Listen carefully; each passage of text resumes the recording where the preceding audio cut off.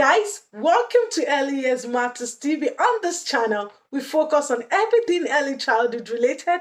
If these are the kind of things you're looking for, what you have to do, subscribe, and not just subscribe. Turn on that notification bell so that whenever a new video is being dropped on this channel, you'll be the first person to be notified.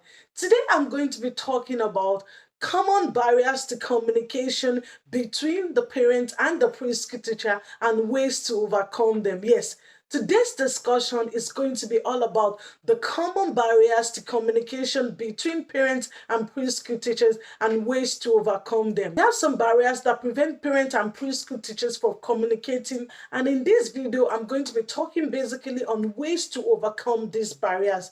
Educators, I'm sure you know that the roles of parents in their children's early childhood education cannot be undermined. Yes, parents are the primary caregiver of their children. They know their children best.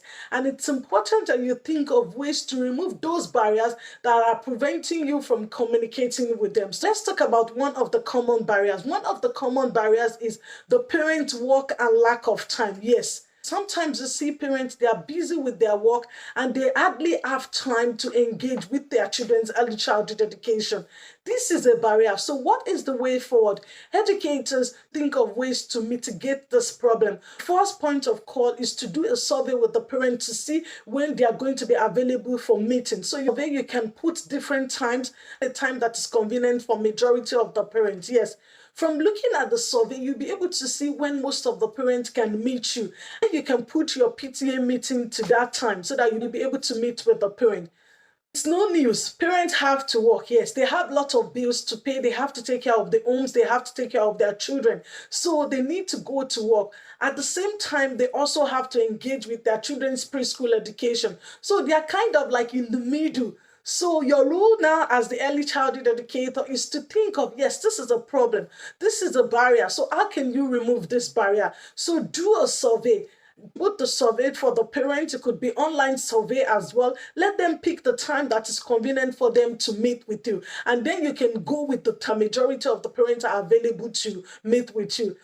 Now you can see that when you do this, then work and lack of time will definitely not be a barrier. And educators, sometimes as well, it might not be convenient for you to meet with the parent, but you need to just make that move to meet with them. Because like I said earlier, if they have their work, it's going to lead to lack of time. So they won't be available to meet up with you. But when you do a survey, at least you know, okay, evening they are going to be available, on Saturday they are going to be available, and then you can go about picking a date that is convenient for everyone to meet. Then you can see that the parents will not be left out in relation to their children's preschool education.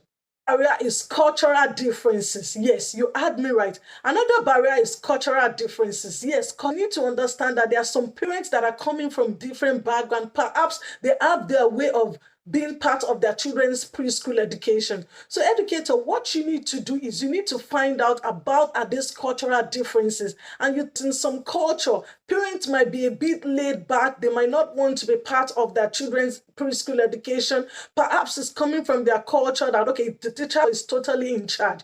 So educators, you being aware of this culture, you'll be able to look at it and say, yes, this is the culture of the parent. And you need to come up with strategies that you'll be able to mitigate this problem. Because like I said earlier, policy has proven that parents have to be part of their children's life. And if you have a culture that parents believe that no, it's up to the role of the preschool teacher or the educator, they're in charge of my children's early childhood education, I don't have anything to do. And you have a role there as an educator. Your role is to make sure that the parents are part of their children's preschool education. So if you identify any cultural difference, you need to sit down, map out and think of ways you're going to be able to strike a balance between these cultural differences.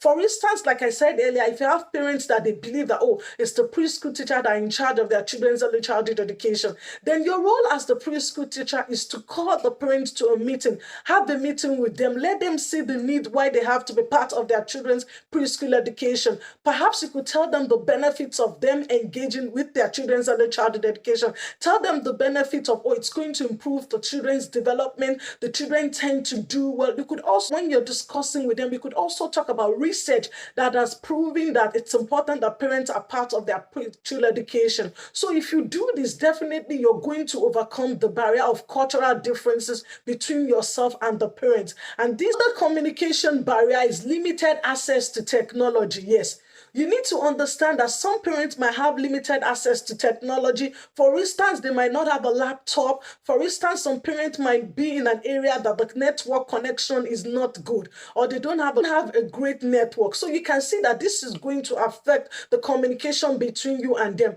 For instance, if you decide that, oh, you want your PTA meeting online, maybe Zoom, so you can see that these parents, they're definitely going to be lacking behind. They're not going to be able to attend this meeting because perhaps they don't have a great network. So if you identify that you have they have limited access to technology, or they don't have a great network, what you can do is you can meet up with this parent one-on-one, face-to-face. So you could ask them, because you don't want them to be left behind. So you could ask them when it's convenient for you to meet up with them. At least, you can then give them information they need to know about their children. So some don't even understand how to use technology. Yes, like don't even know how to operate their mobile phones. Yes, all they can do is just to receive call. Don't blame them. You can't compare them with the children, that the children tend to find out things themselves. So if you have parents that they have limited access to technology, or they are not very efficient in relation to using technology, so in that kind of situation, you'll be able to meet the parent face to face.